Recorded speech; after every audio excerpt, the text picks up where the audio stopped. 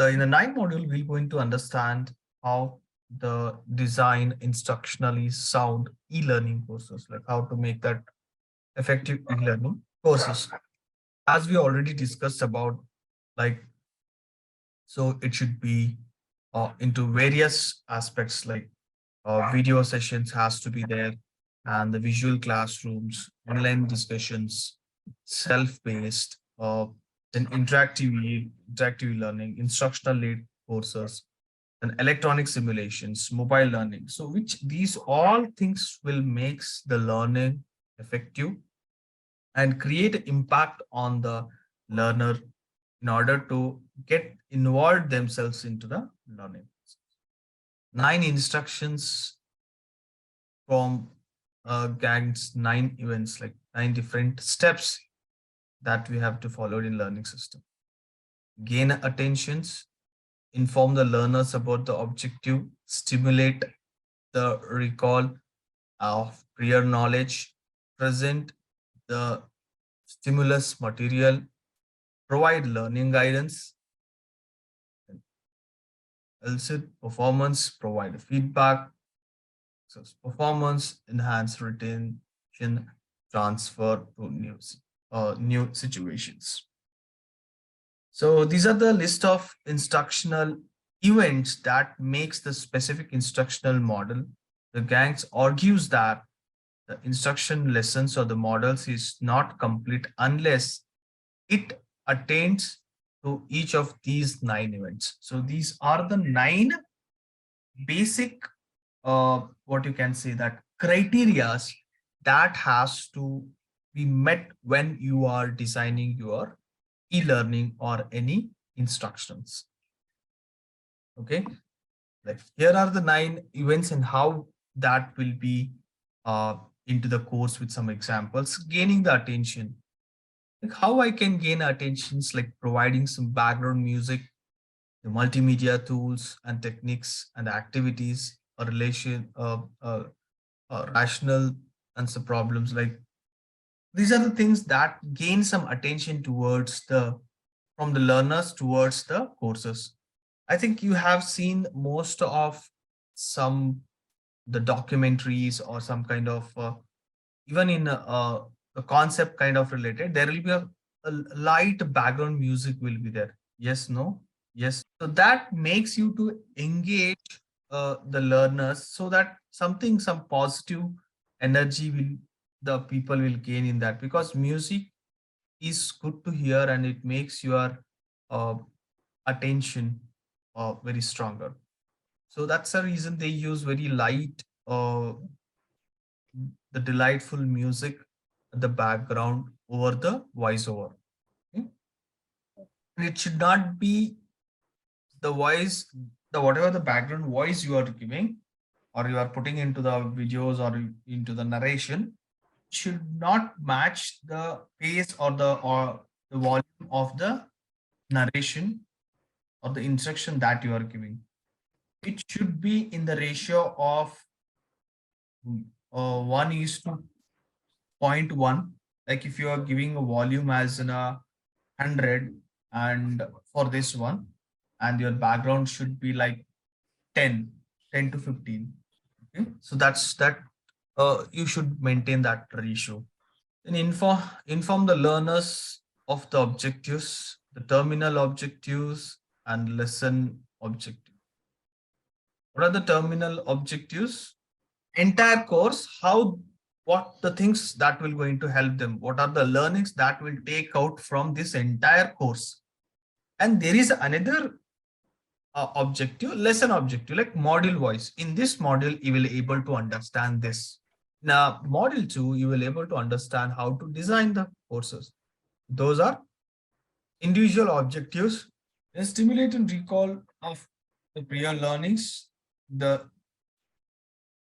reflections, qualities of the personal officers, the completion of recommendations without cues or callouts about the various public service documents that we discussed in the previous lessons.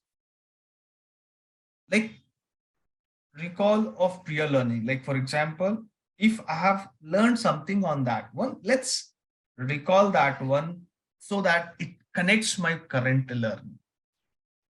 Okay. So by some principles, some concepts, basic principles that I have learned on that one. So if the similar thing is there, so that recall those things and make them to align with the current courses or current learning. Then provide learning, sorry, present the content, the lesson, and corresponding objective activities and quizzes at the end of lessons. Provide the content, yes. So after your learning, whatever the learning session takes place, after that, the study material that is required has to be given, or the whatever the activities or the puzzles or whatever the corresponding objectives that has to be, okay, to the learners as well as. So it should be presented towards the learner. Next, provide learning guidance. Yes, that's a very important. Screenshot about completing the recommendations form, or that this is something they have given some examples, but I'll explain it my own way. The providing learning guidance means, yes, so you have to tell them that this is how the course navigation takes place, and there you have to take your puzzles, there you have to take your questions, guidance, and submit your task. So that's helping out of the guidance, guiding them into the learning system. Then else the performance or the practice the performance. So whatever the activities that have been given to you, let's practice on that and understand that what how your performance is there. And provide a feedback. Yes, obviously you know that providing a feedback is in the three ways. One is for the learner, one is for the instructor or the trainer who is helping you to understand that course, and third one is for entire program. Assess the performance. The most activities and the quizzes are assessed and at the rate of 90% of pass rate or the degree of accuracy. Like it's not 90% and is the example. So you can set your threshold 75%, 85%, or else the degree once they the take a test, and then once they meet that threshold, let them know about it, what how much they have got. Enhance the retentions and transfer to the job. Yes, this is very important. Like whatever the learnings that you have taken, let's understand those things, and those understanding should be transferred to the jobs, or that has to be transferred to your workplace. These are the 9 gangs instructions, so that these has to be met when you are designing the course.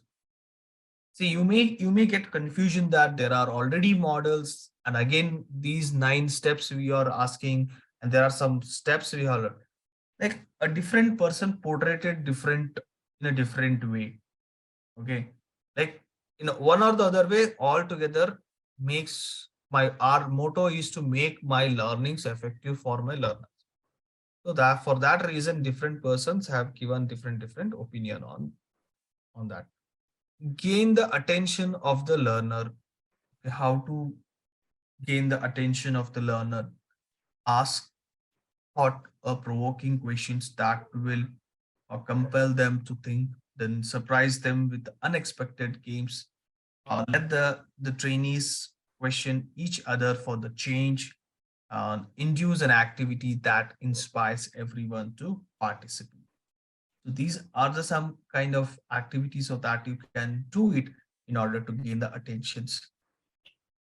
Then other very important are the 10 things that the learners pay attention to is visual, controversy, questions, contrast, then the comparisons, the brevity, stories, emotions, list, problem solving. So these are the other areas like where the students try to gain their attentions during the sessions. Tell the participant uh, the objective, like what is expected out of them and all. So ask like what they expect from the objectives. what they want from the learning. When you set the objectives and know their expectations too, you can intelligently tweak the knowledge. Then the purpose of learning objective, why it should be there in e-learning, like why I should include my learning objectives in e-learning is first one, create a clear learning framework and defines the scope. These are the main two reasons why we should include the learning objectives in our e-learning. Successful course requires a structured content with a clear objective. Learning objective enables you to outline the content and give the clear picture what the learners would be able to accomplish by the end of the course. So it gives you some strong, rigid framework for the learning process so that what the learner is going to understand, how it is going to help them, what are the things he will able to learn it. These all things can be helpful when we set the learning object. And it also defines the scope, that is the how the training and is taking place and how it will going to experience that will be the learning experience. Everything it will going to be covered when you define your learning objective. Now present the content in a various way. Okay. Use one content into many ways so that influences the effective learning and skill development. So you can use many mode of learning. Okay, you can also use video, images, PPTs, podcast, etc. to educate on the same topic. Okay, for example, when right now we are having the sessions like it is an instructor led session, someone is helping you to teach this. If only these PPTs are kept, that is also different way, and again recording is also different way. So you, that's a reason that makes you to engage in the learning. Yes, there are other way I can comfortably go with it. If someone is very comfortable with only reading out the PPT slides, then he will choose that one. Someone is comfortable enough to go with the live sessions, then he will be taking out those. If someone is ready enough to watch the videos or watch the recorded sessions, then he will be taking that. So my the main aim is to what learner is needed to provide him. That's the reason we can use a different ways, the same content into the different way. Now, presenting your content are activities around the topic, engaging the participants to ask the question. Now, you may have a question that, okay, in the live sessions, we can ask the question, somebody will going to answer it, or something will going to happen, some interaction will going to happen. Then how about in non-live sessions, like for example recorded sessions in some the PPT, some readouts or some podcast? How? Obviously the learning platform will be there where some comment or ask your question tab will be provided where you can ask your questions. Now provide the engaging guidance, learning guidance. Okay, so here no scope of gap between learning and the instructing, and support whenever it is required, and devising various the learning strategies, telling them what to do and what not to do, and to reach the certain targeted in the learning. Like it's just like navigating them or hand holding them to the toward till from the starting from the beginning to till the end of the courses. Like how to do the task, how to submit the assignments, and how to connect with your instructors. These are some basic things that you have to guide them when they are into your learning process. Now let's watch a video over here.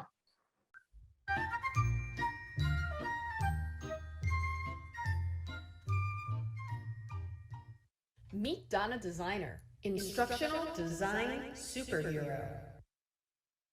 Like you, Donna wants to have an impact on an individual's personal learning path, both during and outside of formal blended learning campaigns. But she knows that strategic perpetual learning like that doesn't just happen. What's an instructional design superhero to do? Anticipate. Anticipate learners' moments of need and embed content in the flow of work. Donna had recently read an InSync blog about Conrad Gottfridson's and Bob Mosher's 5 moments of learner need. The first moment of need is about being new. This happens when people are learning how to do something for the first time. The second moment of need is about needing more. This happens when people are expanding on what they've already learned. The third moment of need is about application. This happens when people need to act upon what they've learned, which includes planning what they will do, remembering what they may have forgotten, or adapting their performance to a unique situation. The fourth moment of need is about problem solving. This happens when problems arise, or things break, or don't work the way we anticipated. The fifth moment of need is about change. This happens when people need to learn a new way of doing something, which requires them to change skills that are deeply ingrained in their performance practices.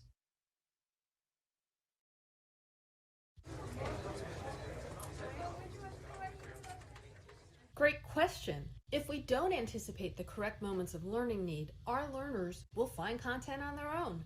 This means the learning and development departments will have no influence over the accuracy or applicability of the information. We won't know what people need to learn or if consistent messages are being shared across our learner population.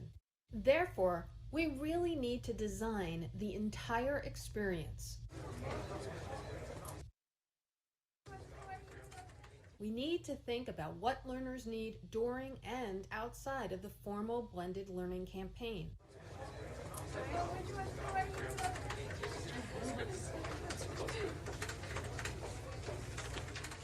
Good questions. Let's explore some answers. Technology is certainly part of modern blended learning design, but there's much more to it than that. What's needed most are solid design skills. Design skills are more critical than ever because a less than effective design is so much more obvious in a blended design. All the pieces need to fit and make sense together. Remember, if the blended pieces don't fit, the learners may just quit. Modern blended learning design is about 3 things: selecting the appropriate instructional strategy, implementing that strategy with the best instructional technique, and deploying that technique with the most suitable instructional technology. An instructional strategy is your approach for addressing the instructional need. Think of the strategy as a frame that you'll then fill with appropriate instructional techniques and instructional technologies. You select an instructional strategy based on both your learners and your content.